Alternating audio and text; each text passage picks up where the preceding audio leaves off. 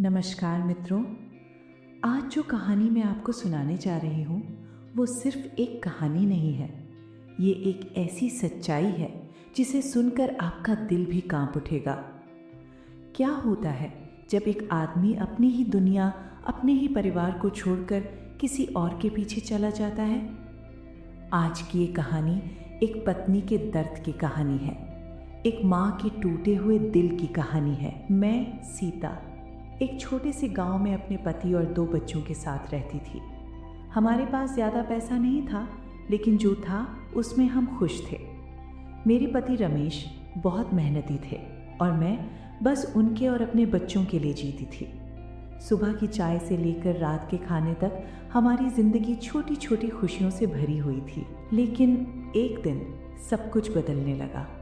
रमेश अब पहले जैसे नहीं रहे थे। वो देर से घर आने लगे, मुझसे नज़रें चुराने लगे। मैंने कई बार पूछा क्या बात है, लेकिन हर बार एक ही जवाब मिलता, कुछ नहीं, काम ज़्यादा है। लेकिन एक औरत अपने पति के दिल की दूरी बहुत जल्दी समझ जाती है। मुझे पता चला रमेश किसी और औरत के साथ थे। मेरे पैरों तले ज़मीन खिसक गई। जिस इंसान को मैंने अपना सब कुछ माना वो किसी और का हो चुका था। मैंने उनसे पूछा, रोते हुए, टूटते हुए, क्या कमी रह गई थी मुझ में? लेकिन उनके पास कोई जवाब नहीं था। फिर एक दिन वो दिन आया जिसने मेरी ज़िंदगी पूरी तरह बदल दी। रमेश ने कहा, मैं अब तुम्हारे साथ नहीं रह सकता। मैंने उनके पैरों में गिरकर कहा, हमारे बच्चों का तो सोचो। लेकिन उनका दिल पत्थर बन चुका था। वो हमें छोड़कर उस औरत के पास चले गए। मेरे बच्चे दरवाजे पर खड़े थे।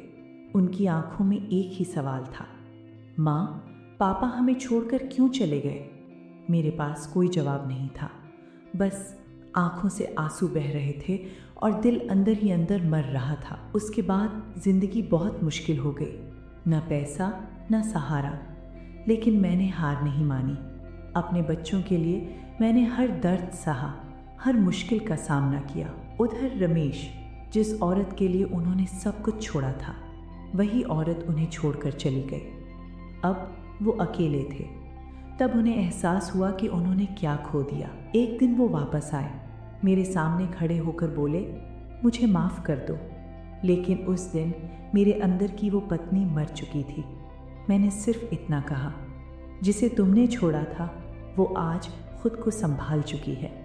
और मैं अपने बच्चों के साथ आगे बढ़ गई। मित्रों, रिश्ते बहुत नाजुक होते हैं। एक गलत फैसला पूरी ज़िंदगी बर्बाद कर सकता है। अगर आपके पास कोई अपना है तो उसकी कदर कीजिए, क्योंकि सब कुछ खोने के बाद वापस कुछ नहीं मिलता।